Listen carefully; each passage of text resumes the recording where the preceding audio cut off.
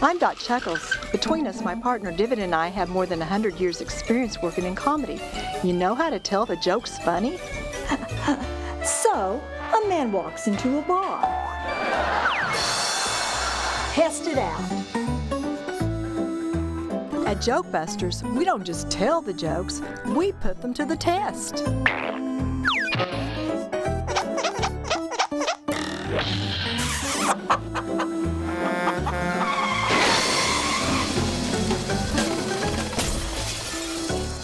So, the joke we are telling today is the classic pun, the Juan Amal joke. It goes like this.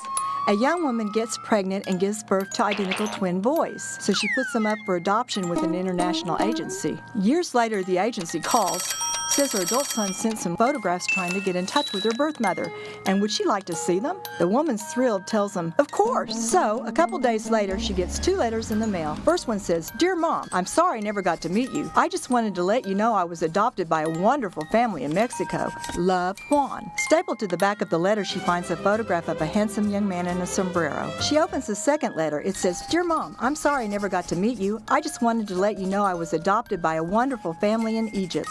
Love, Amal. But there's no picture with Amal's letter. She's very disappointed, so she calls the agency and asks why they only sent Juan's picture. The guy says, they're identical twins. If you've seen Juan, you've seen Amal. I figure there are hundreds of international adoption agencies around. All we have to do is find one where some broad gave up male twins 20 to 25 years ago. So, step 1 is we find ourselves a 20 to 25-year-old male who's willing to do a little voice acting and start calling agencies. I'm an actor, and, I really think that JokeBusters could be my big breakthrough.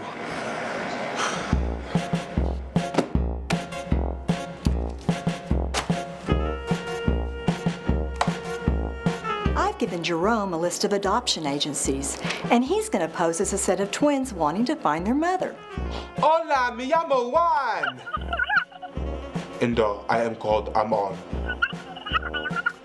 It has come to our attention that we are twins, so we figured we must be adopted. We are looking for our mother. Oh, I see.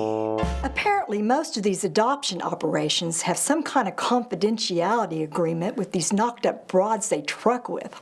We're going to get a quick consult from our legal department. Stan's represented us for well over 15 years.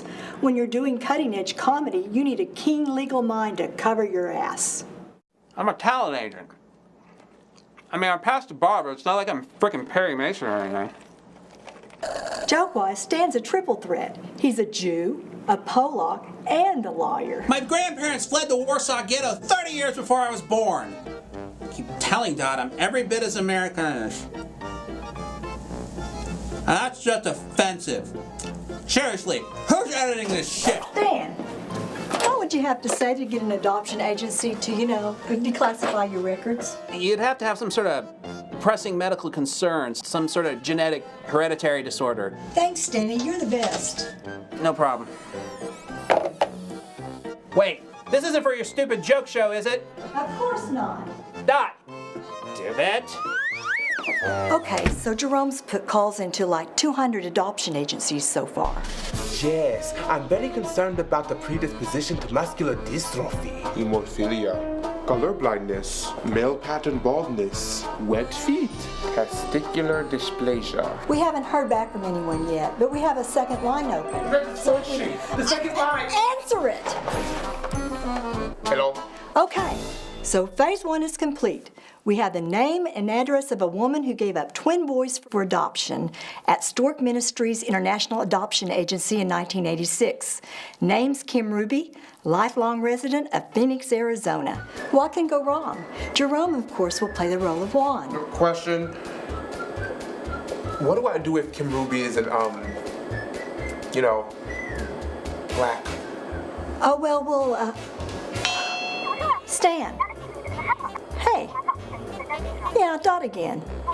Can you get me a white actor that can do a Mexican accent by tomorrow? Yeah, white guy, Mexican accent. And it'd be a big bonus if he could play a convincing hemophiliac. Stan's on to us. There's no way he's going to book as an actor now. So here's where we got to pull out a little showbiz ingenuity. Stan, hey. Yeah. No, it's not about the adoption joke. That wasn't even really a thing. You people, you're so paranoid. Jeez. Anyhow, we're working on this, a cat joke, so we need a cat. Can you send a cat wrangler? A white one? No, the wrangler. I don't care what color the cat is. Once we get the cat wrangler guy out on location, we'll throw the cat in the carrier, dress the wrangler in a poncho, just like Jerome, and have him on standby in case this Kim Ruby character's a cracker. The cat wrangler's supposed to meet us here, and then we'll take the official JokeBusters van to Phoenix.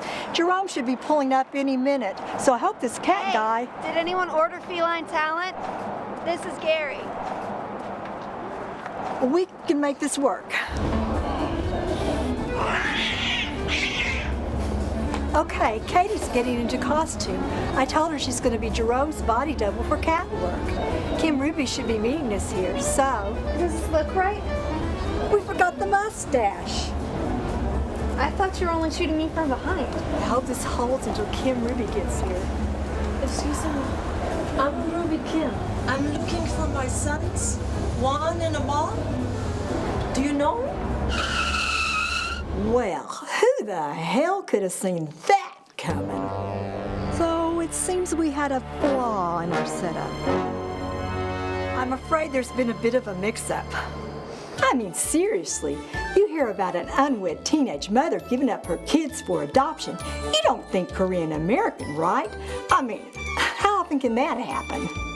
Geez, lady, if you really wanted to see your son so badly, maybe you should have hung on to them in the first place. You ever think of that, huh? I didn't want to give up my sons. I was pregnant 9 months. I hid from my parents. So much shame. Most difficult decision in my life. I cry every night. I pray to God for forgiveness. Where are my sons? Oh, Shit. I think we can call this joke plausible. We going to hell. Oh, and that spirit glue? Epoxy.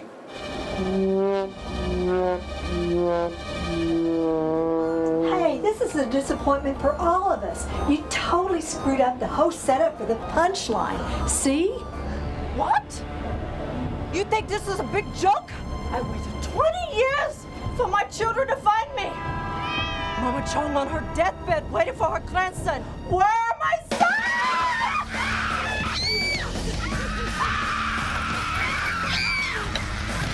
Gary ended up in a baggage claim in Dubuque. I still don't know why they needed a cat. I still say if we'd gotten the setup right, Mrs. Kim would have gotten a chuckle out of it.